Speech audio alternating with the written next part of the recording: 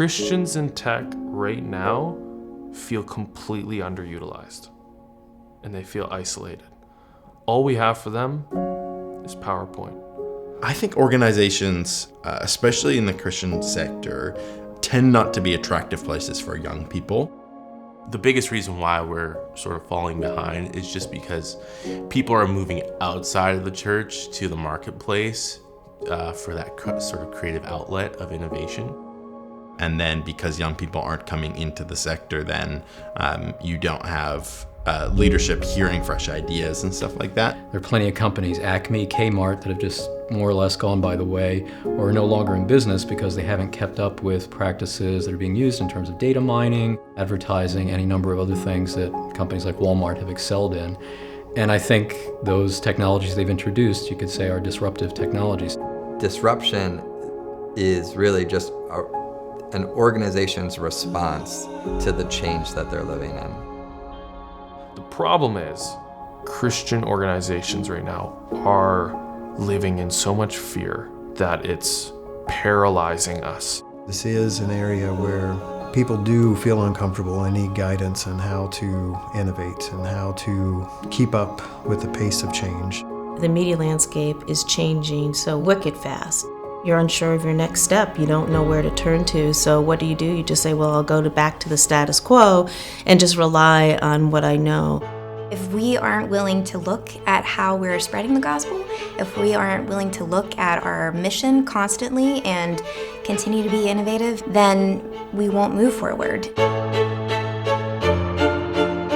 I think the Christian charitable sector is falling behind because they're very insular and they're afraid of innovating due to fear. In this digital age, it is absolutely imperative that you have a culture of risk-taking and innovation. When you don't take a risk, there's no innovation. The biggest task for leaders, especially in technology, is to foster ideas, is to make sure that their team feels that they can come up with ideas. Even if they do work or they don't work, they have a place to do that. There's going to be failures. You're going to try things that may not work out. In a leadership role, we can affect the change of organizations. Organizations, especially ministries, need to change to be relevant and to be applicable as mindsets change. If you put a good group of people around you, you can change the world in whatever area you feel called to be. We've got all of these resources available to us. Why don't we work together to figure out how to leverage that in order to really do our mission better?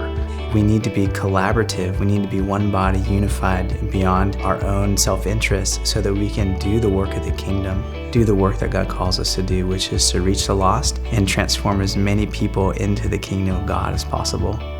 We have an enormous opportunity right now. We have unlimited resources, unlimited possibilities of what we can do because of God in us, the Holy Spirit in us. We can steward technology well by using it as a resource of hope and light. If we can be a consistent voice for Christ and for the hope that He brings, then I think all of us can be good stewards and good leaders in the technological age.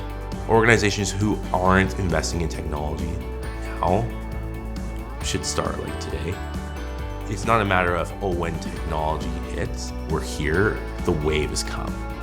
Technology, it can be used for so much good, and we can help create it. We can help facilitate better models of usage, but we need to be involved in the conversation. So we need to not shrink back from the cultural clash of our values.